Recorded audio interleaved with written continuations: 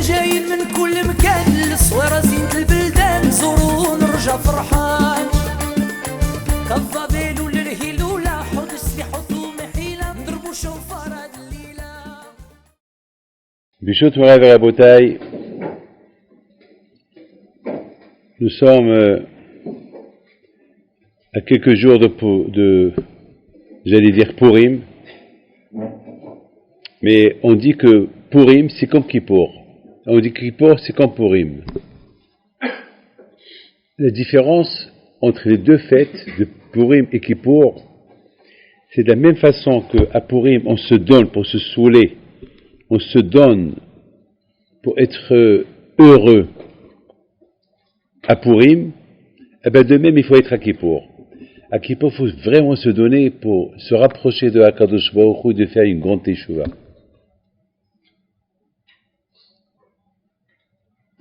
À Purim, on se permet des choses. On se permet de se saouler, on se permet de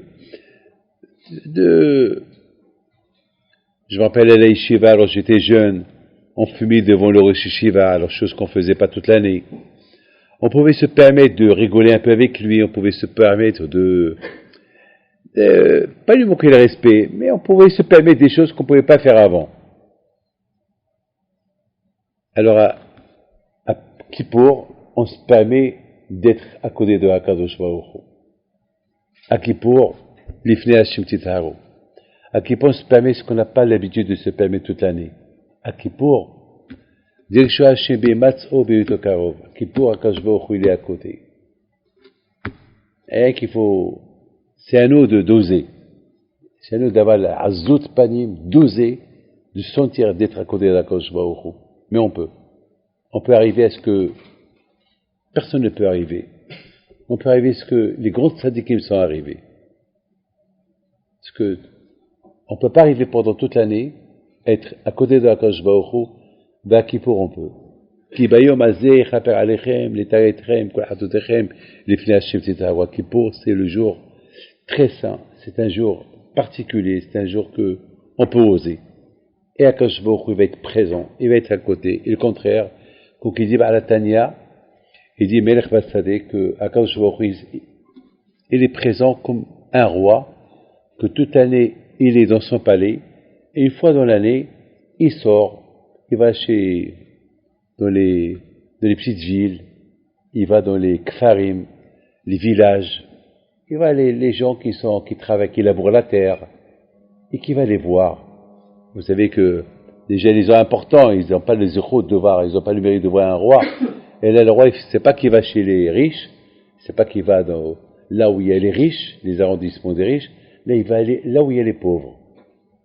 Melech Basadeh. Alors justement, Hakadosh Baruch Hu, il va venir vers nous, à Kippour, il va venir vers les gens qui sont les plus lointains des lointains. Il va venir vers eux, il va se mettre avec eux.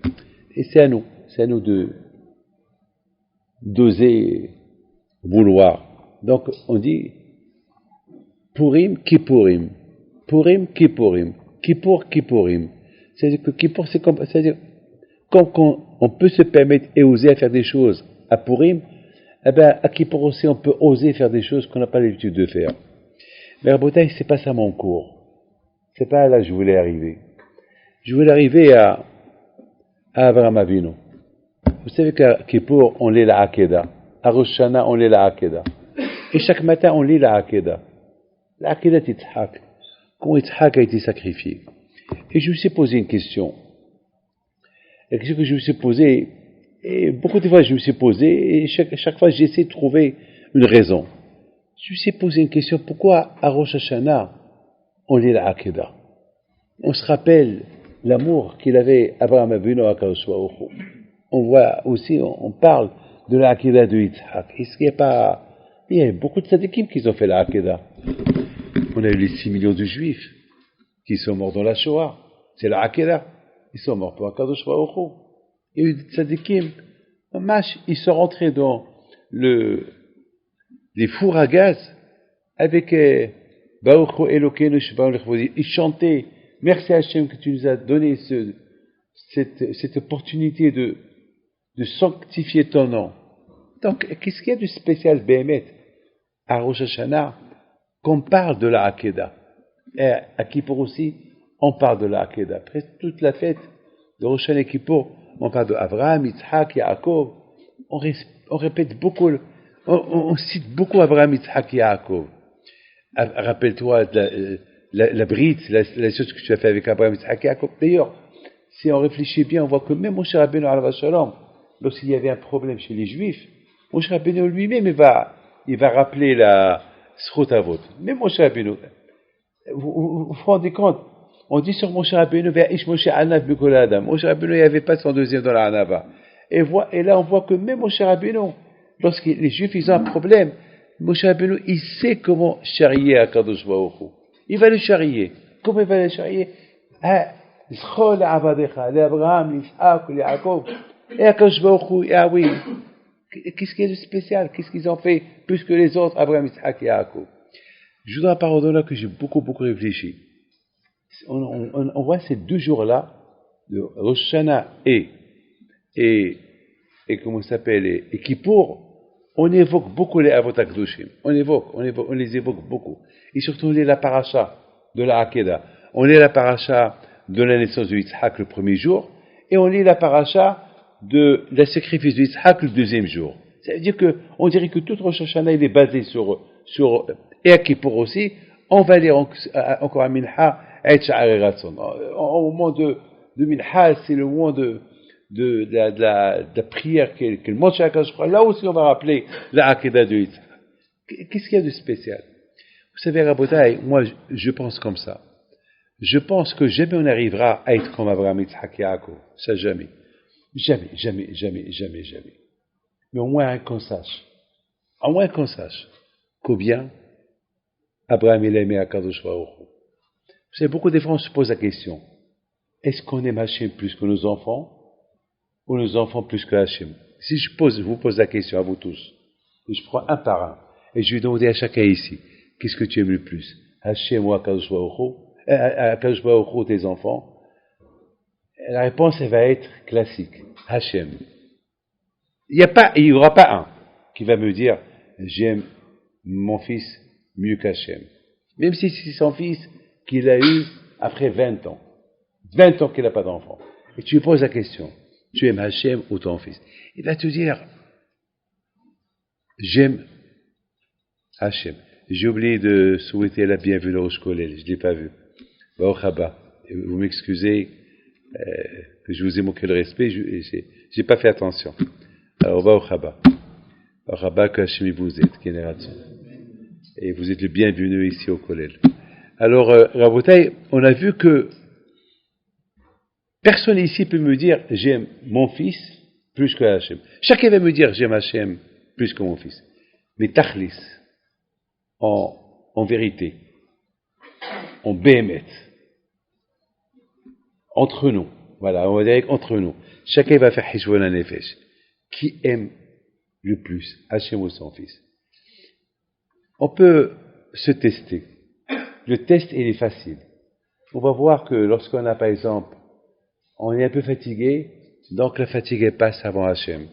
Lorsque on a quelque chose qui va gâcher notre intérêt et qui va se mettre entre notre intérêt et Hachem, on va voir qu'on va chercher plus nos intérêts.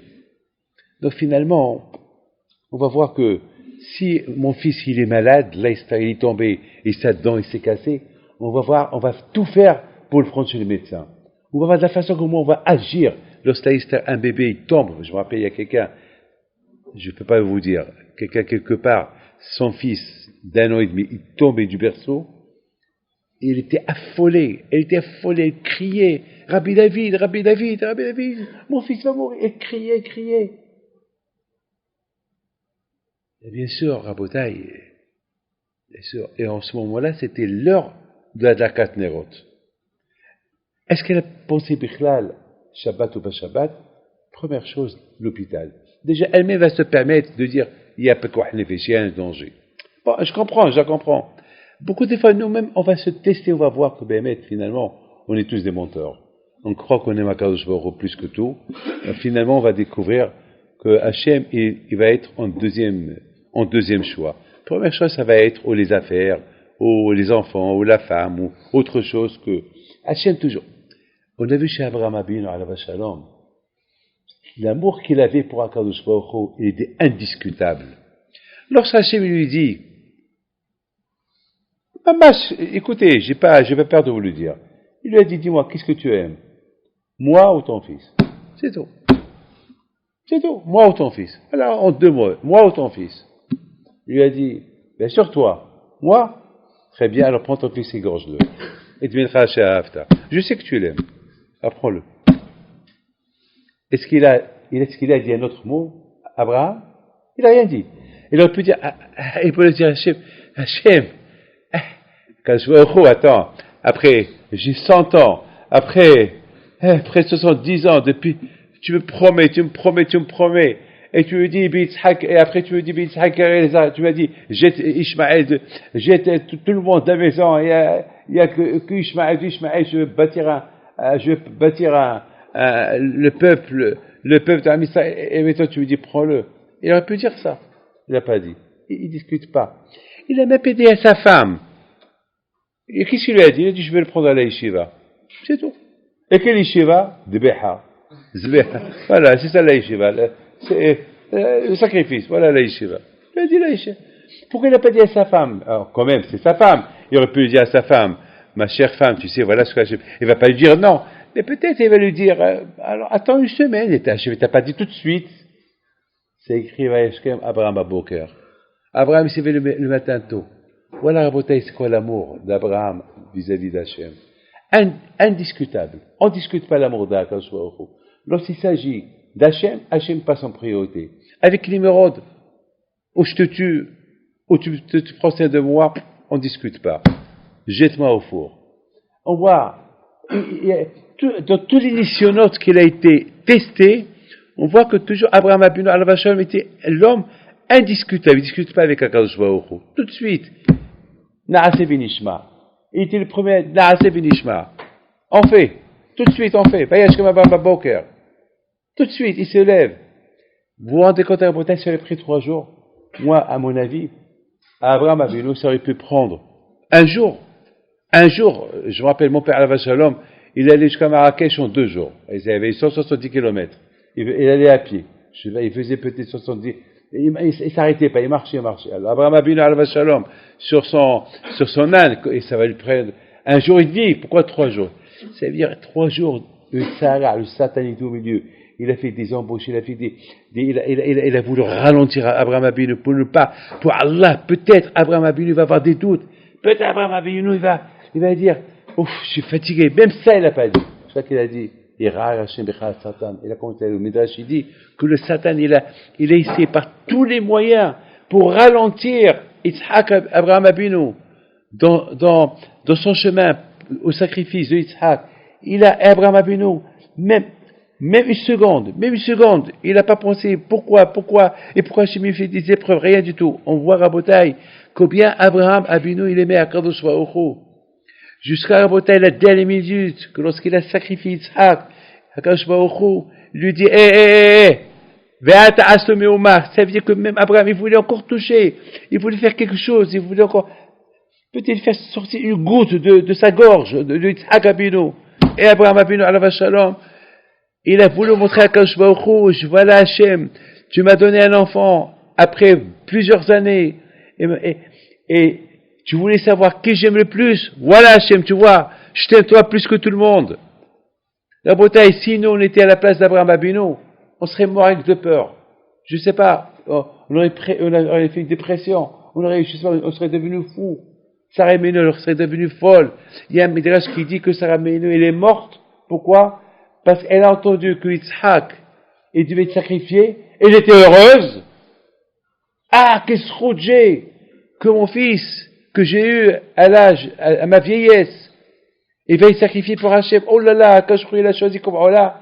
Mais lorsqu'on lui a dit, ça y est, non, il n'a pas été sacrifié, de peur, il a dit peut-être, oh là là, peut-être j'ai pas eu ce srout-là que mon fils soit sacrifice, avec la peine elle est morte. Comme ça, il y a un midrash qui dit, regardez quel amour ils avaient, les avot HaKadoshim à Akadosh Baruch Hu. Qu'est-ce qu'il dit à Hachem à Abraham? Ata yada'ati, ki Elokim ata, le hachach ta'it binicha, et hitcha she'ahavta mimeni. Mais je vois que tu m'aimes vraiment plus que ton fils. Et je pense, Rabotai, c'est à ça qu'on doit arriver à Rosh Hashanah. À Rosh Hashanah, on doit faire un hishou nefesh. Est-ce qu'on est Makadosh Baruch Hu ou pas? Voilà pourquoi on lit cette Akedah. Je crois, Rabotai, que on a 10 jours de Hazara Mibitshuva. Pourquoi? Parce qu'on a menti. On dit que chaque matin, on lit la Akedah, soi-disant pour qu'on se réveille, pour qu'on apprenne d'Abraham quelque chose, et rien ne change. Notre vie, elle continue toujours normale. On l'aime, oui. On dit on l'aime, on dit pas on l'aime pas. On l'aime, oui, on l'aime plus que tout le monde. Oui, on l'adore. On l'aime. Hachem, c'est en priorité. Mais pratique. À la pratique, il y a une halichut. Il y a une faiblesse dans cet amour que nous avons vis-à-vis de HaKadosh Baruch Hu. Et justement, à Rosh Hashanah, on nous raconte cette histoire-là d'Abraham Abinu et de Hannah. Et mes amis, de Hannah aussi. Parce que Hannah aussi, c'était une tzadékette. Parce que Hannah aussi, n'oubliez pas, elle était... Vous savez que Hannah, c'était une grande tzadékette. Parce qu'après 20 ans qu'elle n'a pas d'enfants, après pas 20 ans, je ne sais pas combien, d'autres, elle n'avait pas des-enfants. Elle était akara, elle était stérile. Et qu'est-ce qu'elle demandait à Kadosh Baruch Hu? Hachem, si tu me donnes un enfant, je te le redonne. Rabotai, en général, lorsqu'on demande quelque chose à Hachem, c'est pour le garder, ou pas? On demande pour garder. Mais tu me donnes, et je te le redonne. Attends, c'est pas logique. Tu me le donnes, et je te le redonne. Ça sera comme un prêt chez moi, pendant quelques années, après je te rends au Beth Amikdash, et il restera là-bas toute sa vie. Tu me donnes, je te redonne. C'est la folie. Ça aussi, Rabotai, c'est pour ça qu'on dit l'Haftara de Hannah, pour voir l'amour qu'elle avait vis-à-vis de HaKadosh Baruch Hu. C'est pas un amour pour avoir un enfant. Un abibes, kappara alik, un mot alik, je t'adore mon fils. Ah, non, tu me le donnes, je te le redonne.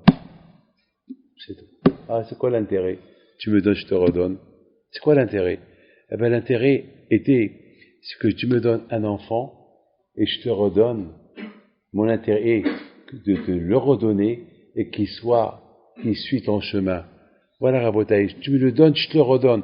Je te le redonne d'une manière que tu feras de lui ce que tu veux.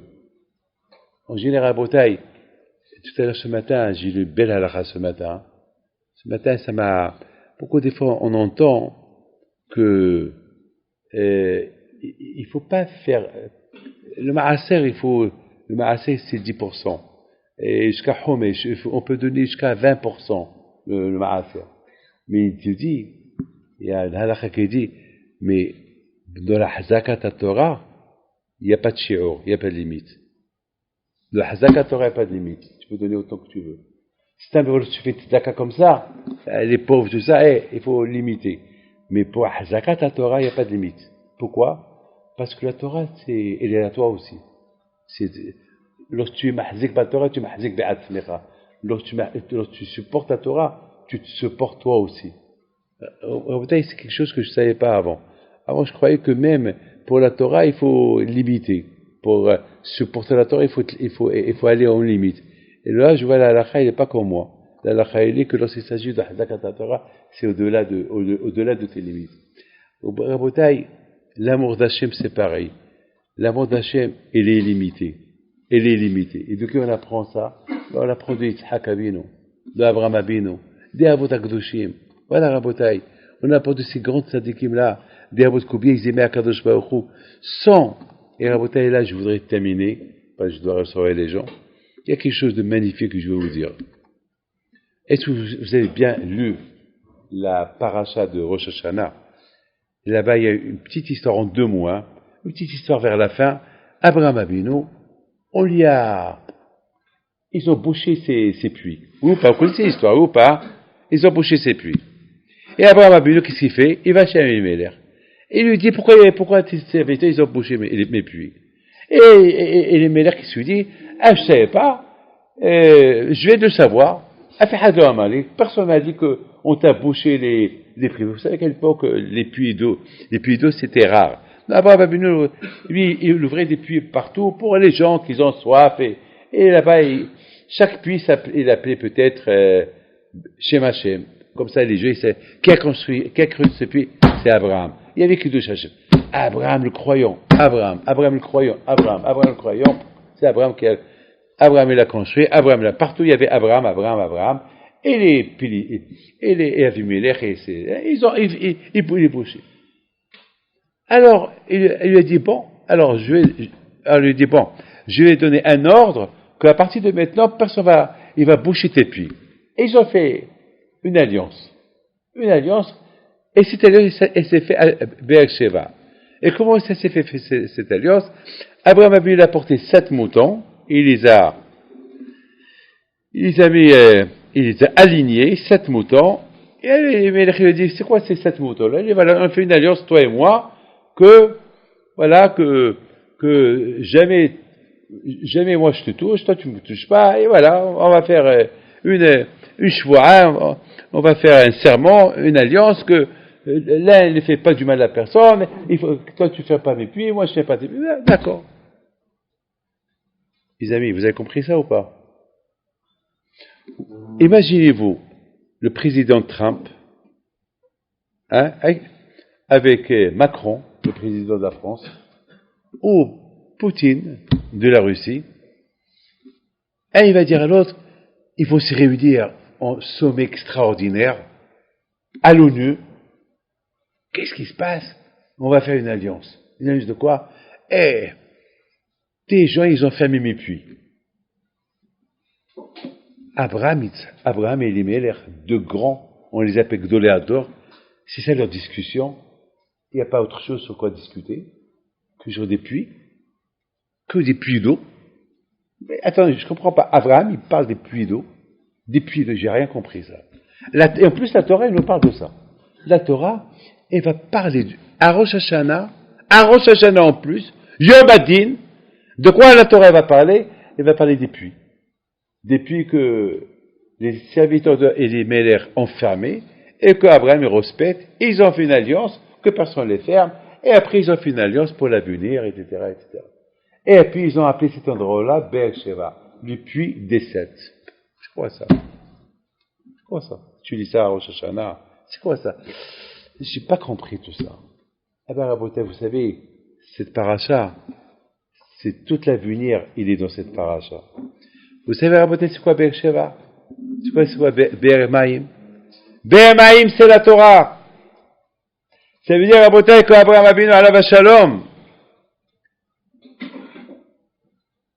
il n'a pas fait une alliance pour de l'eau. C'est une alliance de Torah. Et Elimelech, tu sais que ici, on va étudier la Torah. Hafaroha, Be'hafora Sarim. Ici, pour comprendre la Torah, il faut creuser, comme vous êtes en train de lire la Gemara, vous êtes en train de creuser pour comprendre un Rashi, vous êtes en train d'écrire des Hidushim, vous creusez pour essayer de comprendre. Et il n'y a pas de limite.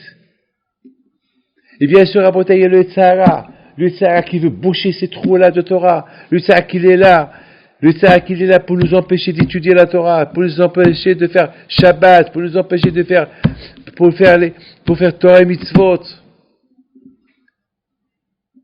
C'est ça, Rabotai. Abraham Abinu alav shalom, il fait une alliance avec Elimelech. Quelle alliance? Voilà. Viens, on va faire une alliance que tes descendants, on va pas déranger mes descendants d'étudier la Torah. Vous restez là où vous êtes, et nous on reste là où on est. Laissez-nous étudier la Torah comme il faut. Be'er Shabbat. Be'er, c'est Gemataya, guerre. Sachez que dans ce monde-là, on n'est que des guérim, on n'est que des touristes, comme qui dit Hafetz Haïm. Il avait toujours une valise à côté de la porte. Ils lui ont dit, pourquoi tu as cette valise à côté de la porte? Et il répondait, Hafetz Haïm, pour que je me rappelle que je suis que touriste. Je suis avec touriste dans ce monde-là, je ne suis pas éternel dans ce monde-là. Je suis avec guerre, je suis avec touriste. Un jour, je vais partir. Lorsqu'on voyage quelque part, voilà, hier soir, je suis venu d'Israël, je suis venu avec quoi? Avec une petite valise, c'est tout. Petite valise. Pourquoi? Parce que Hafetz Haïm, il a dit, il a dit que lorsqu'on voyait d'un endroit à l'autre, on ne prend pas avec nous tous nos meubles, on ne déménage pas avec toute la maison, on prend avec nous avec le strict nécessaire, ce qu'on a, une chemise, un talit, ce qu'on a besoin, c'est tout. C'est tout ce qu'on a besoin. Beersheba. Sheva, c'est 7, le chiffre 7, le chiffre 70. Dans ce monde-là, tu as 70 ans. Et si tu as plus, c'est un bonus d'Hachem qui t'a donné plus. Et si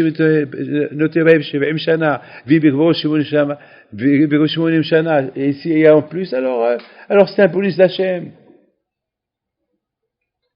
Abraham Abinu Alav Shalom, il a lancé un message à Elimelech, pas qu'à Elimelech, tous ceux qui sont comme Elimelech, toutes les nations, laissez-nous étudier la Torah, laissez-nous faire notre Shabbat. Après tout, on n'est pas éternel dans ce monde-là. On n'est que guérim ba'aretz hazot. C'est ça l'alliance qui s'est faite. Et c'est ça l'alliance qu'on rappelle à Rosh Hashanah. Quelque part, à Rosh Hashanah, on dit à Kadosh Baruch Hu Hashem. Si on a fait des averot pendant toute l'année, c'est parce que l'alliance n'a pas été respectée. Parce qu'on ne nous a pas laissé étudier la Torah comme il faut. On ne nous a pas laissé respecter Shabbat comme il faut. C'est pas de notre faute. Et c'est ça ce qu'on rappelle. Quelque part, on a besoin Abraham Abinu Alav Shalom, il a fait ça exprès pour nous trouver nous-mêmes une solution à Rosh Hashanah.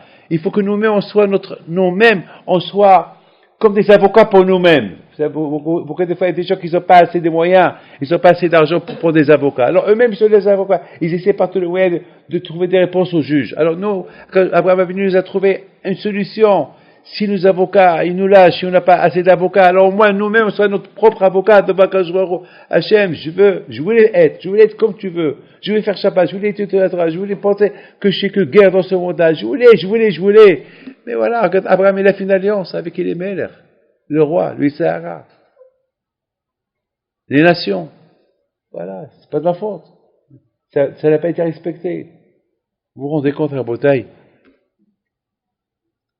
Combien de fois, on me dit, enlève ton chapeau, enlève ta kippa, pour voir le passeport. Je suis obligé de le faire. C'est la sécurité, pas sécurité.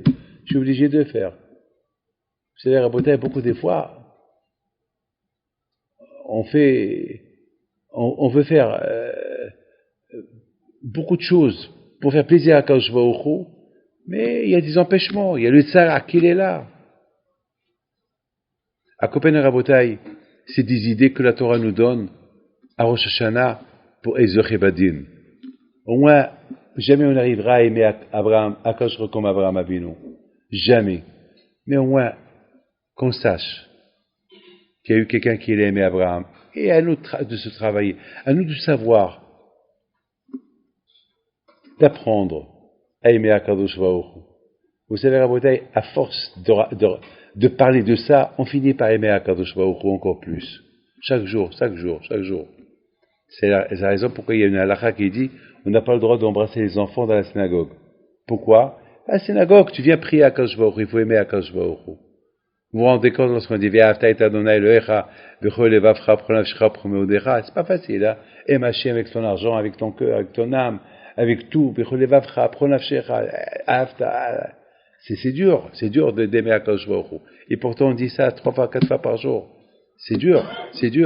On fait un petit, à tel point qu'on dit, lorsqu'on fait Shema Israël, il y en a qui dit, il faut être mekavé, il faut penser, hey Hashem, je suis prêt à donner mon corps, mon âme pour toi. C'est des bidons, là, qu'on parle. On parle, c'est la bouche qui le dit, mais est-ce que vraiment on le pense? On le dit. Je suis prêt à donner mon âme pour Akadosh. On le dit. C'est très dur. Passer à l'action, on ne va pas le faire. Mais à Rabotai, c'est comme ça. À Kolpanim, on le dit. Peut-être un jour on arrivera. Moi, vous savez quand est-ce que je sens que j'aime Akadosh Baruch Hu? Il y a un moment dans ma vie que je sens que j'aime Akadosh Baruch Hu. Un moment dans ma vie. Et c'est Kippour. À Kippour, je sens que peut-être pas le quart, le 1% d'Abraham Abinu comme qu'il aimait Hachem, mais quelque part lorsque tu dis Ki bayom azeh yichaper alechem, le pauvre Akash, tout ce qu'il fait pour nous, pour Zamak, pour s'approcher vers lui. Alors, avec tout ce que je parle, tout ce que je lis, tout ce que je prie, et à peine j'arrive à un peu. Eh ben, ça vaut la peine d'arriver à ce peu, que d'arriver à rien. Je t'aime, il y avait une fois quelqu'un, je pense que c'est Hafiz Haim qui la raconte. Il y avait une fois une femme qui a perdu son mari. Elle avait un seul enfant. Elle est partie à l'enterrement. Elle a dit, Ribono Shel Olam, avant, j'aimais mon mari, j'aimais mon fils, je t'aimais toi. Bon, maintenant, l'amour de mon mari, eh ben, je la partage avec toi, Hachem, et avec mon fils. Et malheureusement, un jour, la pauvre, elle perd son fils aussi. Elle va à son enterrement. Il dit, Ribono Shel Olam, avant, j'aimais mon mari, j'aimais mon fils, et je t'aimais toi. Et c'était un amour de trio, un amour comme ça, des trois. J'ai perdu mon mari, j'ai partagé son amour avec mon fils et toi. Maintenant, j'ai que toi. Alors l'amour que j'avais pour mon fils, l'amour que j'avais pour mon mari, alors je te la donne à toi. Hachem Yishmo dit Hafiz Haim, je ne sais pas si c'est Hafiz Haim qui dit ça ou un autre, et s'il faut arriver à ça pour dire je t'aime Akadosh Baruch Hu, maintenant que j'ai plus personne à qui aimer, je vais t'aimer toi. Non, Allah Hachem Yishmo, que Dieu préserve. Non, il faut apprendre à aimer et Akadosh Baruch Hu, et à aimer tes enfants, et à aimer tout le monde, mais à aimer ton prochain surtout. Le Ekar Rabotai, c'est d'arriver à quelque chose. Et Rosh Hashanah et Kippour, c'est les moments les propices pour qu'on puisse arriver à aimer Akadosh Baruch Hu. Si on lit bien, on voit bien cet amour qu'il avait Abraham vis-à-vis de Akadosh Baruch Hu, plus que tout. C'est tout. Peut-être, comme j'ai dit, on n'arrivera jamais, mais peut-être il y aura un peu, il y aura un début. Il y aura un début de quelque chose. Quand même, les tzadikim, les grands tzadikim, quand même, ils avaient un amour inconditionnel vis-à-vis de Akadosh Baruch Hu. On va arriver quelque chose. רבותיי, je vous souhaite à vous tous שנה טובה, תכתבו, תחתמו, לחיים תהיו שלום, qu'Akadosh Baruch Hu vous aide, vous donne ברכה והצלחה, בריאות הגוף. Et sachez que Ahavat Torah, l'amour de la Torah, lorsqu'on étudie la Torah, et on aime la Torah, ça s'appelle on aime Hachem. Je répète, lorsqu'on aime la Torah, on aime Hachem. Parce que elle a Shib'olamo, elle a Ba'amot Shel Halacha. Parce qu'Akadosh Baruch Hu, il n'a rien devant lui. Il n'y a que la Torah. Et Akadosh Baruch Hu, il a créé la Torah avant qu'il nous a créé à nous. Et Shlomo Melech, il dit qu'Akadosh Baruch Hu se régalait avec la Torah qu'il a écrit avant qu'il a créé le monde. Tatkar Dorot. Quelques centaines de générations avant la création du monde. Donc, Rabotai, celui qui aime la Torah, celui qui aime le Seder, celui qui aime étudier, celui qui kiffe la Torah, c'est qu'il aime Akadosh Baruch Hu. Voilà, mettez ça dans la tête. Kihu imachem devarim, vishuvo el Hashem elokechem. Kihu imachem devarim, varim c'est ele, vailech Moshe vaiddaber, la Torah. La parasha de cette semaine, c'est vailech. Moshe, et la Torah, c'est marcher dans la Torah. Marcher dans la Torah. Vidaber ba Torah. Celui qui aime la Torah, celui qui marche sur les traces de la Torah, il aime Hachem. Il aime Akadosh Baruch Hu. Donc, Vadaï, vous aimez Akadosh Baruch Hu. Vadaï, mais le Satan est très fort. C'est pour ça qu'à on dit Bito Torah, c'est grave.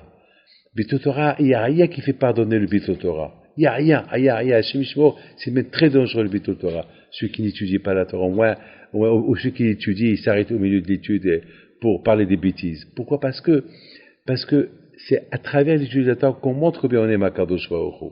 On montre combien on aime Akadosh Baruch Hu. Parce que Bémet, avec le Tzara d'aujourd'hui, le Tzara, son kiff est de vous voir batlaner, de voir ne pas étudier la Torah, ne pas faire les mitzvot, etc. Il le sait. C'est la raison pourquoi toutes les missionnantes, ils sont basés sur les mots de la Torah. Je sais que vous aimez Hachem, parce que vous aimez la Torah.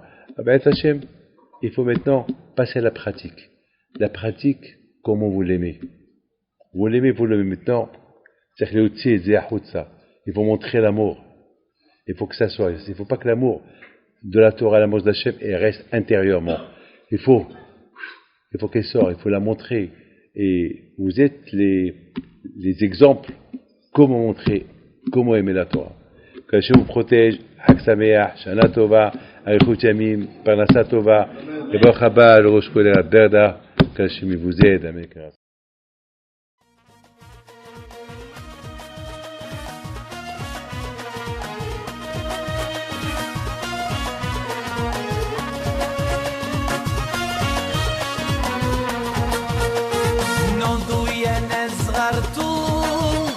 على ربيع حيم بنتو وقف لنا زي خو